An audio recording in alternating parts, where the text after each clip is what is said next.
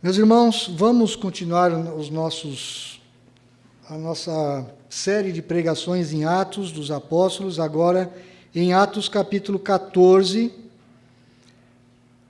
versos de 8 a 20. Atos 14, de 8 a 20. Nós tivemos uma interrupção aí abençoadíssima para nós, como igreja, como indivíduos, na semana passada, quando Eliseu pregou lá no capítulo 16. E eu quero recordar os irmãos que Paulo e Barnabé haviam pregado em Icônio, né, e havia um certo padrão. Eles pregavam, havia uma aceitação, uma conversão, de muita gente aceitava a palavra. Logo a seguir havia uma divisão, pessoas criam e outras não criam. Depois uma perseguição, uma grande perseguição sempre ocorria na vida daqueles irmãos missionários, Paulo e Barnabé. Eles saem de Icônio, que é uma cidade relativamente grande, não tão grande como Antioquia da Psídia, que foi a primeira a primeira grande cidade da Ásia, nessa primeira viagem missionária. Agora eles passam por duas pequenas cidades não muito expressivas, que é Listra e Derbe. E nós vamos estar vendo o que aconteceu em Listra. E eu quero chamar a atenção dos irmãos hoje para a forma, a estratégia que Paulo usa ao pregar o evangelho ali. O Eliseu falou no domingo próximo passado à noite a respeito de estratégia, como o Espírito Santo ele dá estratégia para a igreja, para os missionários, para aqueles de nós que pregamos o evangelho. E nessa estratégia, Paulo ele vai falar sobre o grande Deus criador e o grande Deus da providência, que é também o grande Deus salvador. Então, por isso, todo o nosso culto, eu sempre falo isso para você, irmão, preste bem atenção na liturgia. Acompanhe a liturgia. A liturgia a gente faz voltada para a pregação, voltada para a palavra. Então você viu que toda a liturgia está voltada para o aspecto de Deus como Criador e Deus como o provedor, aquele que provê todas as coisas, aquele que faz a manutenção de todas as coisas, que age em forma de providência. Eu vou ler então o texto de Atos capítulo 14, versos de 8 a 20. Diz assim a palavra do Senhor. Em Listra costumava estar assentado certo homem aleijado, paralítico desde o seu nascimento, o qual jamais pudera andar. Esse homem ouviu falar Paulo, que fixando nele os olhos e vendo que possuía fé para ser curado, disse-lhe em alta voz: apruma-te direito sobre os pés. Ele saltou e andava. Quando as multidões viram o que Paulo fizera, gritaram em língua licaônica, dizendo: os deuses em forma de homens baixaram até nós. A Barnabé chamavam Júpiter e a Paulo Mercúrio, porque era este o principal portador da palavra. O sacerdote de Júpiter, cujo templo estava em frente da cidade, trazendo para junto das portas touros e grinaldas, queria sacrificar juntamente com as multidões. Porém, ouvindo isto, os apóstolos Barnabé e Paulo, rasgando as suas vestes, saltaram para o meio da multidão, clamando: Senhores, por que fazeis isto? Nós também somos homens como vós, sujeitos aos mesmos sentimentos, e vos anunciamos o evangelho para que destas coisas vãs vos convertais ao Deus vivo, que fez o céu, a terra, o mar e tudo o que há neles, o qual, nas gerações passadas, permitiu que todos os povos andassem nos seus próprios caminhos. Contudo, não se deixou ficar sem testemunho de si mesmo, fazendo o bem, dando-vos do céu chuvas e estações frutíferas, enchendo o vosso coração de fartura e de alegria.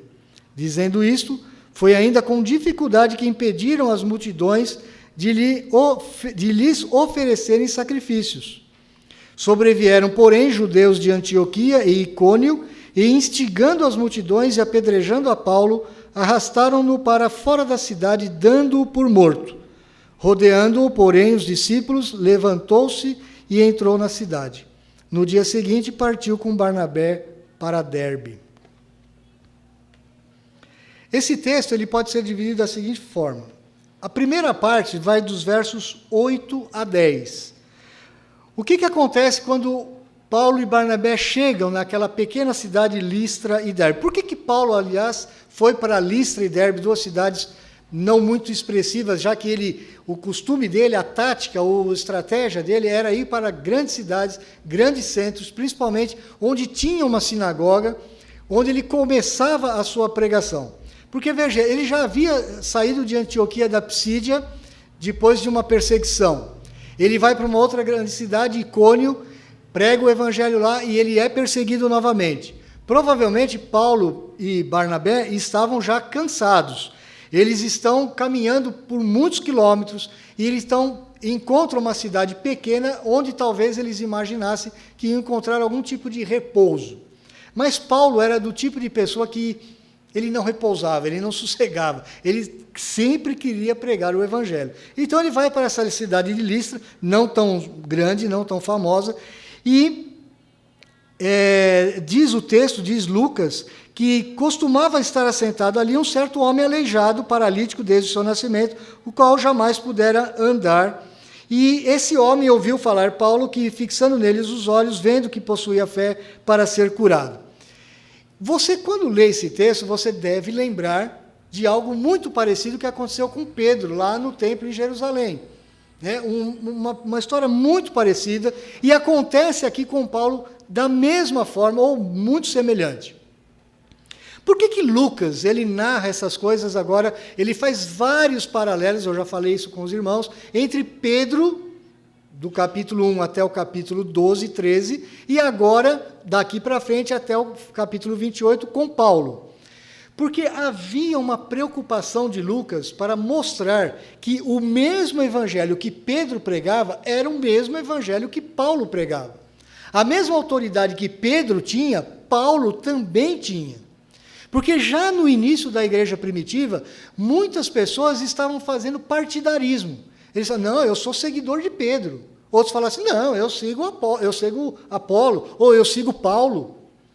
Havia partidos dentro das igrejas. Então Lucas ele está escrevendo o seu texto e fazendo e montando literariamente com essa preocupação de mostrar que tanto Paulo como Pedro pregavam o mesmo evangelho. Isso é tão sério, meus irmãos, que no século XIX para o século XX, houve uma escola de teologia alemã, a escola de Tübingen, que eles falavam o seguinte, que o evangelho que Paulo pregava era um evangelho completamente diferente do que o próprio Senhor Jesus pregava. Como se houvesse dois evangelhos no Novo Testamento. Então, isso é muito sério. Então, veja que Lucas ele montou o seu livro, ele fez um arranjo literário para mostrar que não é verdade isso. Que o mesmo evangelho que Paulo prega é o mesmo evangelho que Pedro pregou, a mesma autoridade que Paulo tinha era a mesma autoridade que estava sobre Pedro. Até porque, vocês sabem, até hoje existe uma igreja cristã enorme, como a Igreja Católica, que defende que Pedro foi o primeiro Papa, que ele tinha uma autoridade acima dos outros apóstolos. E nós estamos vendo no livro de Atos que não é verdade. Não é verdade. O apóstolo Paulo, ele era tão importante quanto Pedro, Tiago e qualquer outro apóstolo. Então, aquele paralítico está ali, ele ouve Paulo pregar, ele crê naquilo que Paulo prega, ele demonstra a fé, tanto é que no verso 9, você tem aquela mesma expressão que Paulo fixou nele os olhos, e vendo que ele possuía fé para ser curado, porque ele já havia ouvido a pregação de Paulo, disse-lhe em alta voz, então Paulo usa da sua autoridade apostólica e diz, apruma-te direito sobre os pés, e ele saltou e andava. A mesma construção que Lucas faz quando aquele aleijado, lá em Jerusalém, também saltava e andava com grande alegria. Mas o foco desse texto não está no milagre em si. O milagre, ele ocorre porque Deus está usando seus instrumentos, agora Paulo, para que a sua palavra seja autenticada, seja confirmada. o milagre acontece, e agora nós estamos numa região da Ásia chamada Licaônia. Licaônia, uma região mais pobre, uma região, de certa forma, inculta, não tão culta como as outras grandes cidades pelas quais Paulo havia passado. O que acontece daí para frente? Eu quero que você preste atenção na segunda parte do texto, que vai do verso 11 até o verso 15. Quando as multidões viram o que Paulo fizera, eles gritaram na língua deles, na língua licaônica. Então, veja bem, quando eles gritam isso, Paulo e Barnabé não entendem o que eles estão gritando. Porque Paulo e Barnabé, muito provavelmente, não falavam essa língua. Era uma língua muito sem expressão, de uma região muito pequena do globo. A gente sabe que Paulo falava o latim, ele falava o grego, ele falava o hebraico, ele falava o aramaico, ele falava muitas línguas. Provavelmente falava a língua lá da sua região, de Tarso, da Cilícia, mas ele não, muito pouco provável que ele falasse ou entendesse essa língua, uma língua muito sutil, uma língua muito fraca, que era a língua licaônica.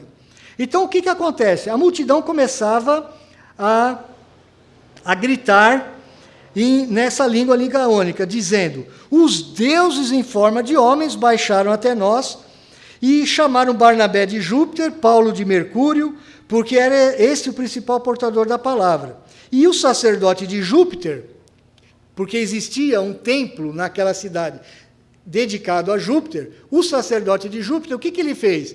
Ele armou uma procissão.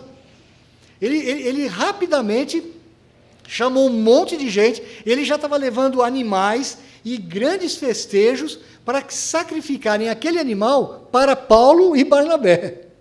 Foi isso que aconteceu. Mas por que acontece isso nessa cidade? Existe uma explicação histórica. Ali próximo da Licaônia, próximo de Listra e Derbe, existia uma outra região chamada Frígia. Naqueles tempos, uns 50 anos antes do que quando Lucas escreve isso, um escritor e poeta chamado Ovídio, um escritor latino, ele escreve uma obra chamada Metamorfose. Metamorfose. O que essa obra continha? Ela continha vários mitos daquelas regiões, ou lendas. Uma dessas lendas diz o seguinte, que os deuses, aqui no caso você está vendo Júpiter e Mercúrio. Esses são nomes romanos, nomes latinos, que se você fizer a transferência disso para os gregos, era Zeus e Hermes. Zeus era o grande deus do panteão grego, daquela idolatria grega, e Hermes era o deus que tinha a portabilidade da palavra, é aquele que falava. Zeus, ele não falava com o homem, ele era o grande deus, chefe de todos os deuses. Ele não se mostrava ao homem, ele se revelava. Ele se revelava através de Hermes, que era um outro deus, que era o portador da palavra. Por isso a nossa palavra em português, hermenêutica. Ou seja, a ciência de interpretação de textos, de você falar bem. Nessa história que Ovídio conta, uma dessas lendas diz o seguinte, que esses deuses, Júpiter e como é que é o nome do outro? Mercúrio, Júpiter e Mercúrio, ou Zeus e Hermes, eles haviam aparecido numa determinada região em forma humana. E eles visitaram as cidades daquela região e eles iam batendo de porta em porta pedindo para para darem alimentação, hospedarem aqueles homens nas suas casas.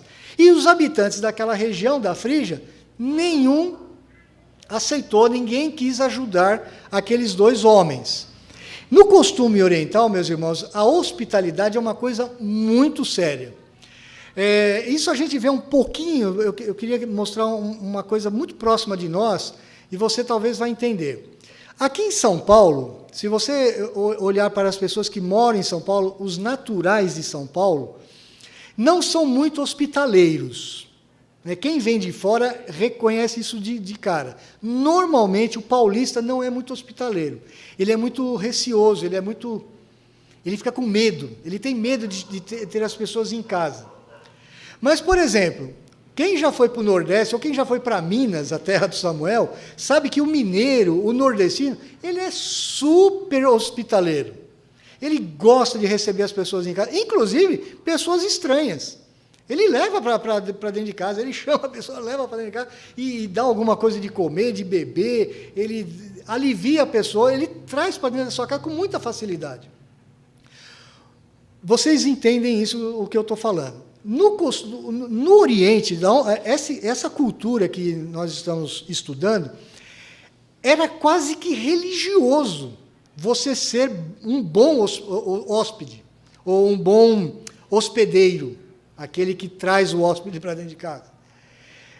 Se você não tivesse essa característica de ser hospitaleiro, você seria mal visto na sociedade. Inclusive, muitos tinham até medo, porque eles criam que, às vezes, como nessa lenda, os anjos ou os deuses se transformavam em homens e iam batendo na porta das casas para que as pessoas os recebessem em casa. E foi o que aconteceu naquela lenda que Ovídio conta. Aqueles homens passaram por todas as casas e ninguém os recebeu em casa. Até que eles foram para um lugar mais alto e encontraram uma casinha muito pobre, de um casal idoso. E esse casal idoso recebeu aqueles homens, os recebeu em casa.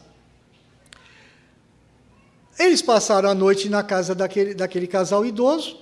No outro dia, aqueles dois homens pegaram o casal idoso, levaram para a parte mais alta da região, e quando aqueles dois homens falaram para os senhores de idade, falaram, olhem lá para baixo. Naquele momento, houve uma grande inundação e matou um monte de gente na região da Frígia.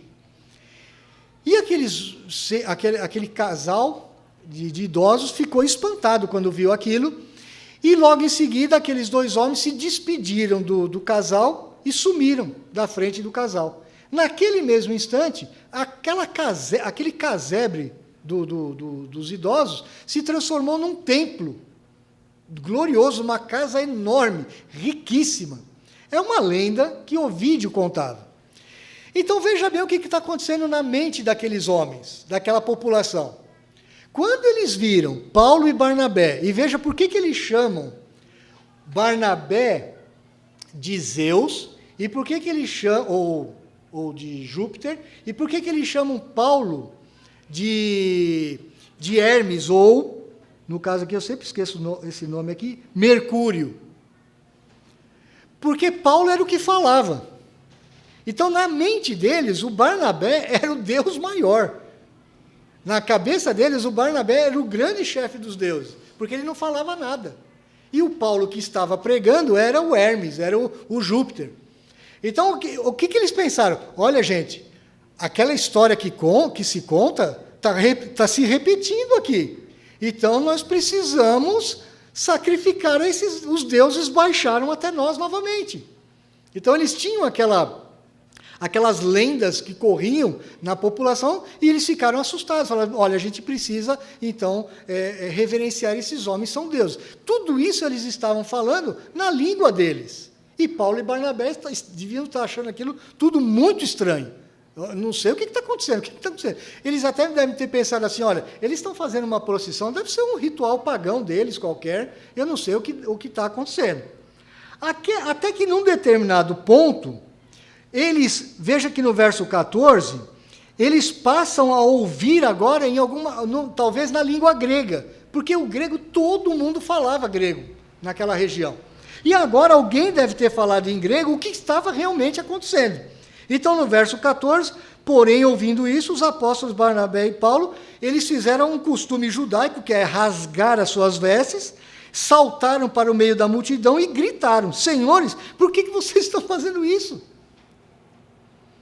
Então, essa é a segunda parte da visita de Paulo a Listra, Paulo e Barnabé a Listra.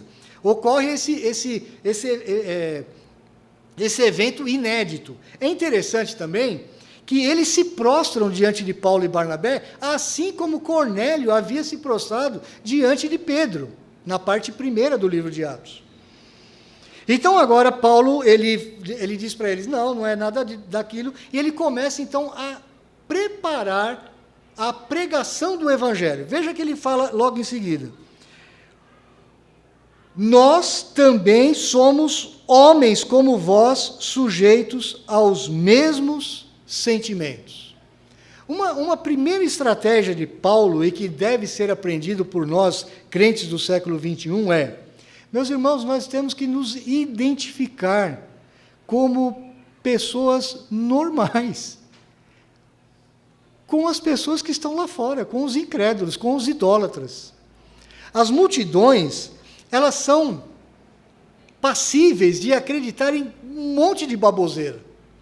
As pessoas se levam por ídolos, por superstições, por horóscopo, por fadas, por uma série de filosofias iníquas, perdidos, até o mesmo próprio materialismo.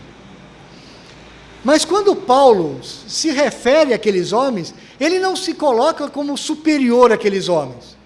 Ele não se coloca numa posição, olha, nós tivemos uma revelação especial de Deus e, portanto, nós somos, assim, realmente como portadores de Deus para vocês e nós somos superiores a vocês. Não, Paulo não faz isso.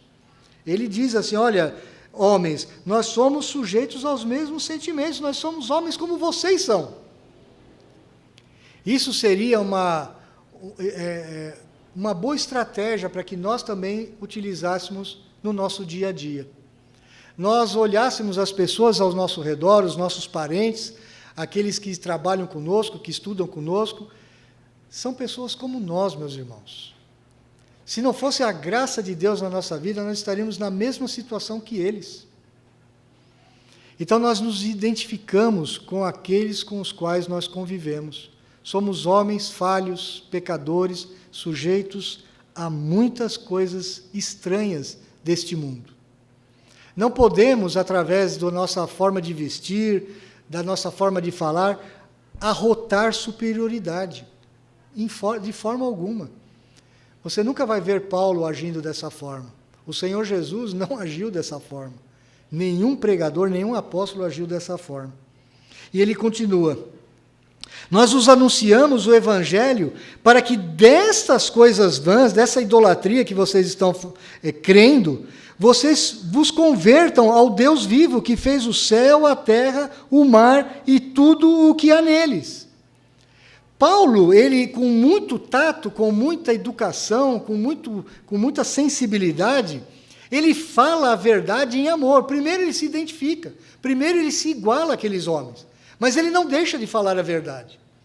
Ele apresenta o Evangelho, ele começa a pregar falando, olha, o que eu quero apresentar para vocês é uma mensagem, são as boas novas, é isso que a palavra Evangelho significa, para que vocês dessas coisas vãs, sem sentido, sem nenhum proveito, nenhum propósito, vocês se apartem dessas coisas e vocês se convertam ao Deus vivo que fez o céu, a terra, o mar e tudo que neles há. Perceba, meus irmãos, se você é um bom observador e você tem uma boa memória, quando Paulo prega até o Pedro, quando você vê até o capítulo 13, ele prega para judeus. Quando ele prega numa sinagoga, o que ele menciona? Ele menciona os textos da antiga Escritura. Ele fala do Deus de Abraão, Isaque e Jacó. Ele fala da lei, ele fala dos profetas. Aqui, o que ele faz? Ele fala daquilo que aquelas pessoas sabiam sobre a natureza. Ele está, mais uma vez, se identificando com o seu auditório. Ele está falando de coisas que eles conheciam. Eles sabiam que deveria existir realmente um Criador dos céus, da terra, do mar e de todas as coisas. Então Paulo começa a falar, olha, esse Deus a quem eu estou proclamando, ele é o verdadeiro Criador de todas as coisas. Ele é o Criador de todo o universo. É a ele que eu vim proclamar. Meus irmãos, quando a gente fala de Deus como o Salvador das pessoas, nós precisamos alertá-las de que Ele é o Criador delas também. Nós vivemos em épocas muito complicadas, uma época complicada, em tempos difíceis. Naquela época, as pessoas eram supersticiosas, elas criam em vários deuses, elas criavam essas procissões no meio das ruas. Mas hoje as pessoas não creem mais que exista um Criador. Elas creem que esse mundo que está aí, essa natureza, ela veio do nada. Ela está aí por acaso. Então nós, quando falamos de um Deus que salva, nós precisamos, antes de falar que esse Deus que salva é o Deus Criador de todas as coisas. Nós precisamos exaltar a majestade do Senhor, inclusive para nós crentes. Por causa dessa teologia da prosperidade que está aí, o Deus, ele está perdendo, não que ele perca em si mesmo, mas ele está perdendo para nós a sua majestade, o seu poder criador. Nós começamos a ver Deus como um grande garçom celestial, que está disposto a estar oferecendo aquilo que a gente pede. O que o Senhor tem no cardápio para mim hoje, Senhor? Eu vou fazer o meu pedido aqui. Eu quero isso, eu quero aquilo outro, quero aquilo outro. Nós começamos a perder a noção de quem é o nosso Deus. Por isso, Paulo tem essa preocupação com aqueles pagãos. São pagãos, eles não conhecem nada da Escritura. Não adiantaria nada Paulo falar aqui do Velho Testamento. Eles não conheciam. Era uma cidade simples, era uma cidade inculta, era uma cidade pequena. As pessoas eram pagãs, eram idólatras. Mas o Deus que Paulo está apresentando é o Criador dos céus, da terra e do mar. É incrível, meus irmãos, que a gente ainda tenha que falar essas coisas, e não só falar, mas nós temos que resgatar esse ensinamento das Escrituras hoje, no meio das nossas igrejas. O Senhor é santo, Ele é temível, Ele é o Criador desse universo todo. Eu, inclusive, incentivo sempre os jovens, estudem a área de exatas, estudem astronomia. Eu sempre falo para o meu filho, eu espero que um dia ele também estude astronomia, porque eu amo astronomia. Estuda astronomia, estuda os astros, estuda a Terra, se você gosta de bicho, estuda os animais, faça zoologia. Veja como que Deus é maravilhoso, como Deus é grandioso, como Deus é sábio, como Deus é inteligente. Eu fiquei tão feliz esses dias, porque fiquei sabendo que o senhor Elias vai voltar a estudar. Olha que bom exemplo para a nossa igreja. Vai voltar a estudar, já está aposentado, tranquilão. Eu não vou ficar em casa sem fazer nada, não. Eu vou trabalhar e vou estudar. O jovenzinho Elias. Seu Elias, dando exemplo para todos nós. Vou trabalhar e vou estudar. E é isso mesmo, seu Elias. Conhecer mais ainda, através das coisas criadas, o que o nosso Deus fez. É um bom incentivo. Mas o apóstolo Paulo não fala só de um Deus criador que fez os céus e a terra. Ele fala de um Deus provedor. Veja que ele continua.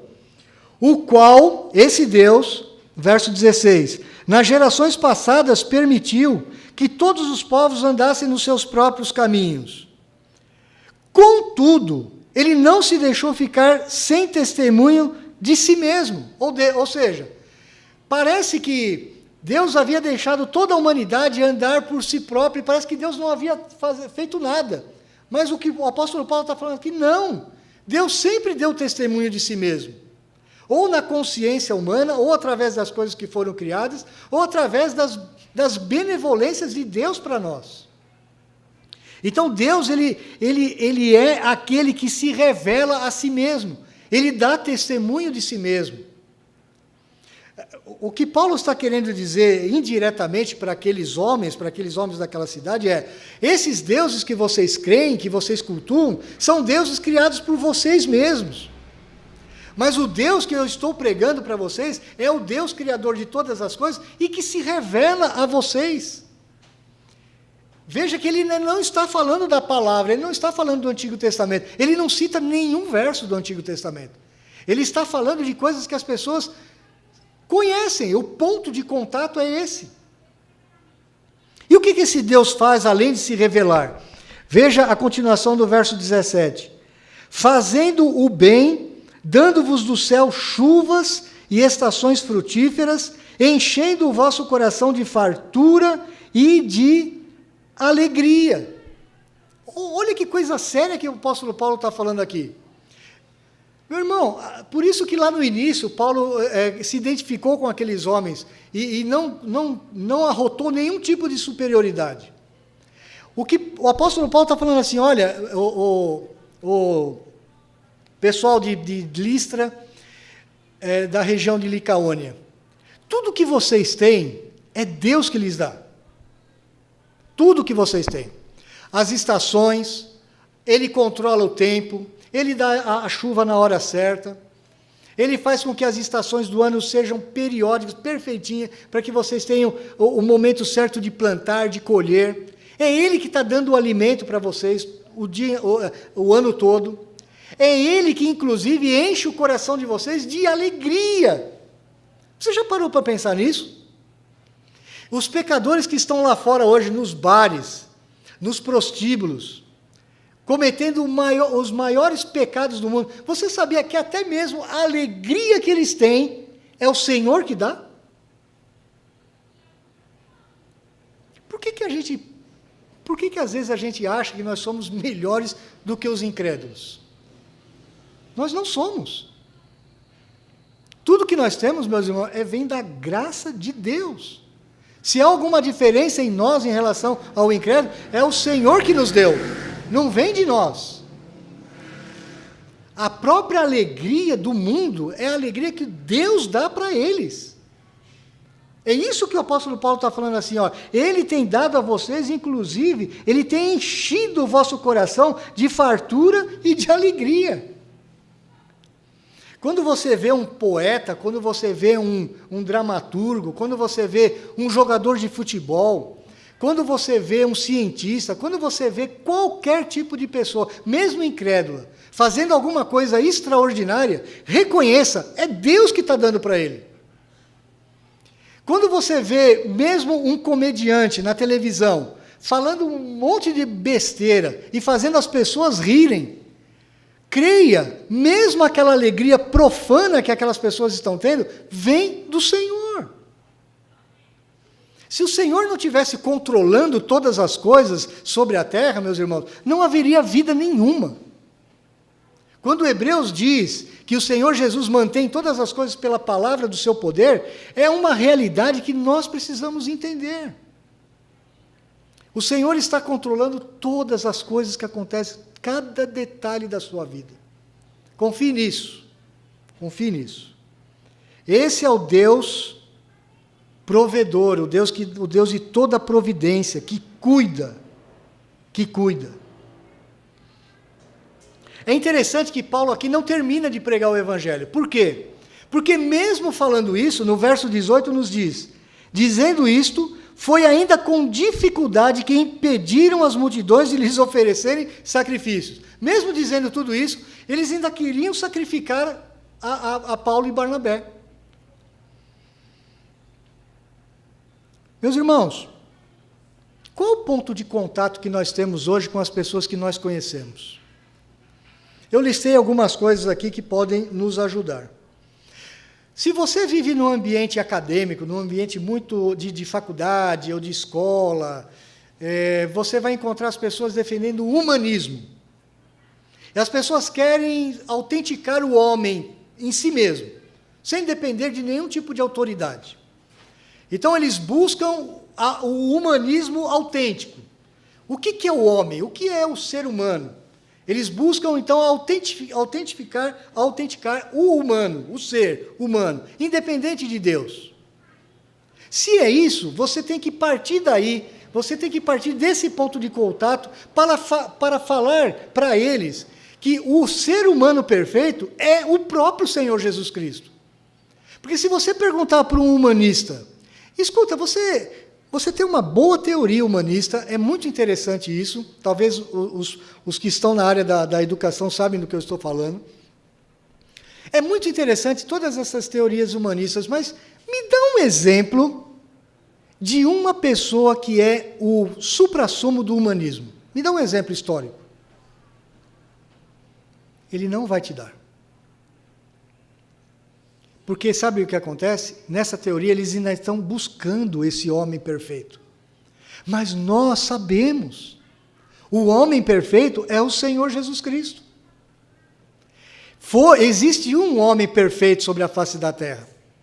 E a verdadeira divindade dele se refletiu na sua verdadeira humanidade. Jesus era um homem perfeito, humano como nós. Ele sorria com as crianças, ele sabia se relacionar com qualquer tipo de pessoa. Ele nunca se colocava como superior a ninguém. Mas, e se as pessoas que estão à nossa volta hoje têm uma procura universal pela transcendência? Há muitas pessoas assim. Há muitas pessoas que estão procurando alguma coisa que está além do dia a dia delas. Elas estão cansadas da rotina. Tem pessoas que abandonam tudo para procurar uma transcendência, uma coisa além delas mesmas, além do cotidiano, além do dia a dia, além daquilo que eu vejo, além daquilo que eu sinto. Isso é transcendência. As pessoas estão procurando.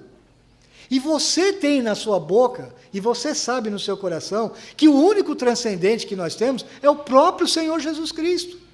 Ele é o Deus homem. E a única forma de você transcender é você tendo um relacionamento com Deus através do Senhor Jesus Cristo. Você já parou para pensar nisso? Por que os românticos constroem literatura, poesia tão linda, tão profunda? Porque eles querem transcender.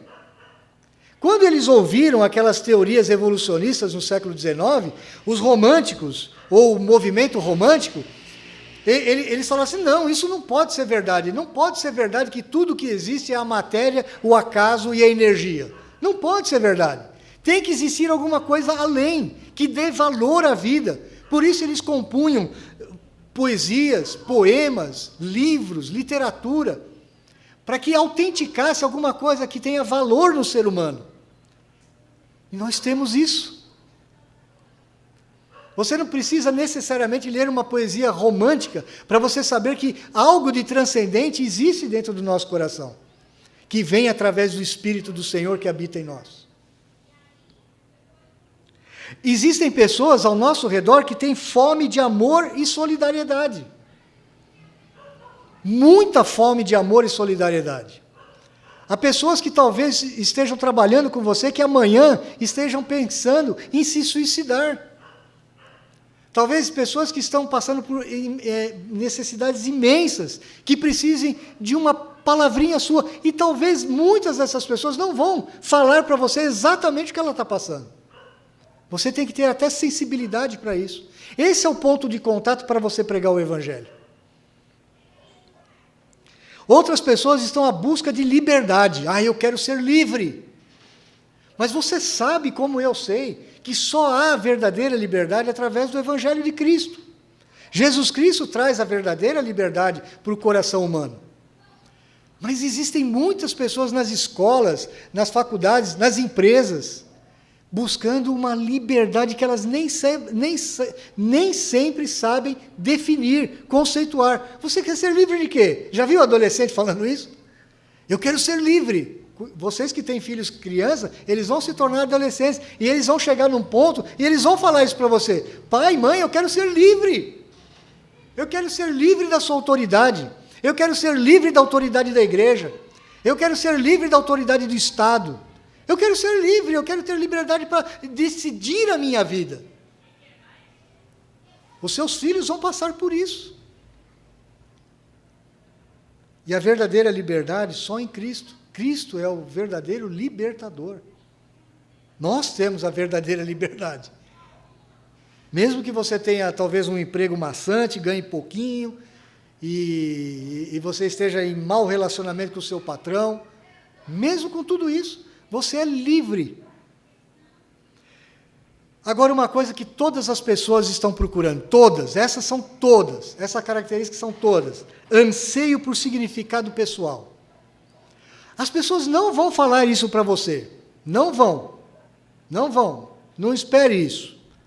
Mas quando a pessoa procura as drogas, quando a pessoa procura o sexo ilícito, ou o sexo desenfreado, quando a pessoa procura no cinema, no teatro, nas artes, nos esportes, no entretenimento, quando as pessoas estão procurando nessas coisas a salvação das suas almas, porque elas estão doloridas por dentro, elas estão procurando anseio por significado pessoal. Elas estão procurando qual é o meu significado, o que eu sou? O que eu sou nesse mundo? Será que é só trabalhar de segunda a sábado? Será que é só receber o salário no final do mês? Será que é só ter o papel de mãe, de pai, de filho, de aluno, de professor? Eles querem saber o que eles estão fazendo nesse mundo.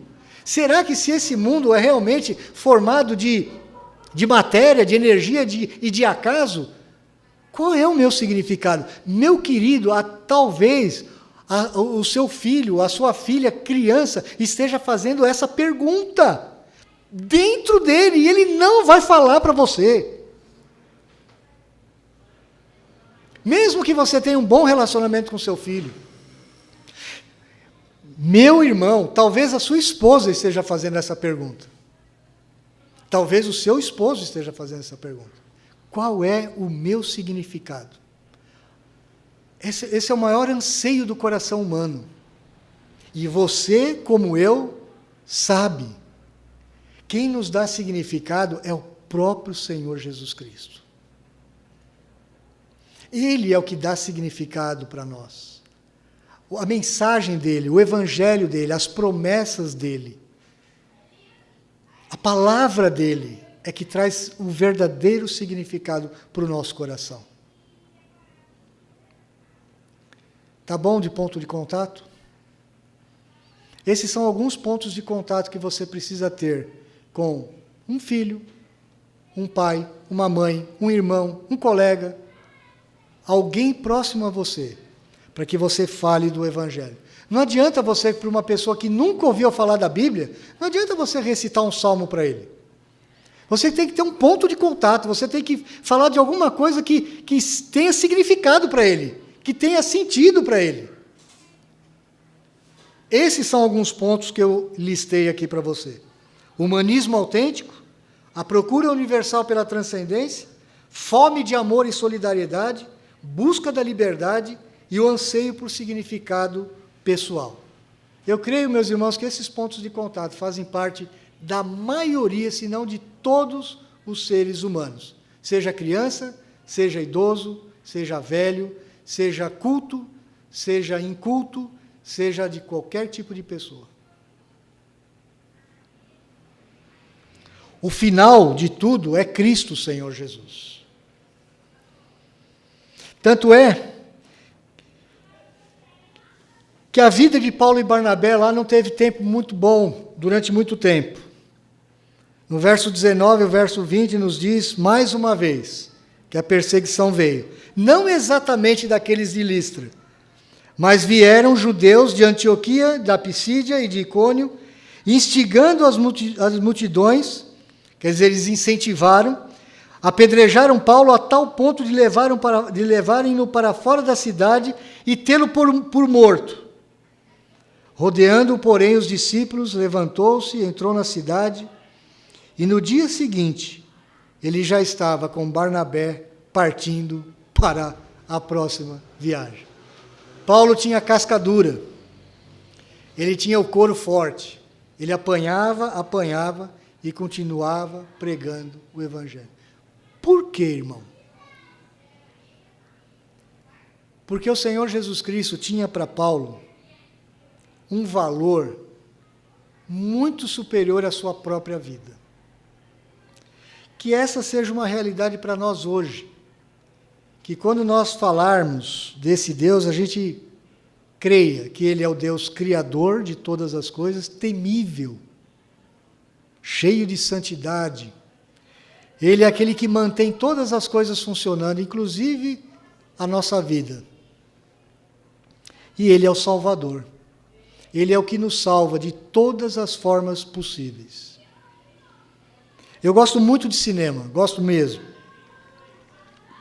E tem um filme que eu acho que eu já assisti umas 9, 10 vezes, e eu choro toda vez. Eu sou muito chorão para filme. Eu adoro filme romântico. Gosto mesmo, sou um homem meio diferente nesse aspecto. Não sou romântico, mas gosto muito de filme romântico. Eu tento ser romântico.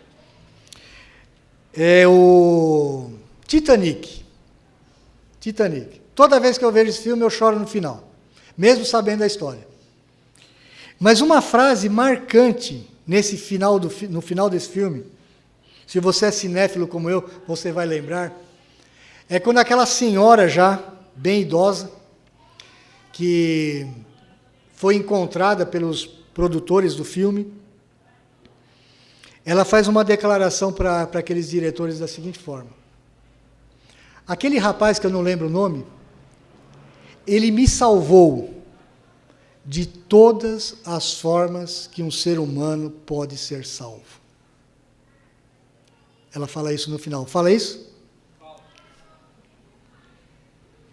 Ele me salvou de todas as formas que um ser humano pode ser salvo. Você, como crente, você sabe que não é completamente verdade o que ela falou. Porque existe um aspecto de que aquele jovem romântico que se apaixonou por ela quando jovem não poderia salvá-la, salvar a sua alma. Ele não poderia. Mas realmente ela foi salva de muitas coisas. Ela vivia uma vida fútil, ela vivia uma vida de aparências, uma vida rica, mas de muita futilidade, de muito vazio. Tanto é que ela quer se suicidar no começo do filme. E aquele rapaz, com aquele amor romântico e dedicado a ela, traz a ela um significado que ela nunca mais esqueceu. E mesmo quando velhinha, lá no final, ela lembra: ele me salvou de todas as formas que um ser humano pode ser salvo. Meu irmão, Senhor Jesus Cristo salva você completamente, perfeitamente. Ele, o Criador de todas as coisas, o mantenedor de todas as coisas. Vamos orar. Pai, nós nos encantamos com a Tua pessoa. Queremos conhecer mais da Tua pessoa. Queremos amar mais o Senhor, queremos ter mais intimidade com o Senhor. Para que ao abrir da nossa boca, ó Deus, para que no nosso viver as pessoas olhem em nós a Tua glória e glorifiquem o Teu nome. Apesar das nossas limitações, apesar de que nós somos iguais a todo homem que está lá fora, no mundo. Nós não somos melhores do que aqueles que estão lá fora. Nós somos carentes da Tua graça, Senhor. Opera poderosamente no nosso coração, no nosso meio.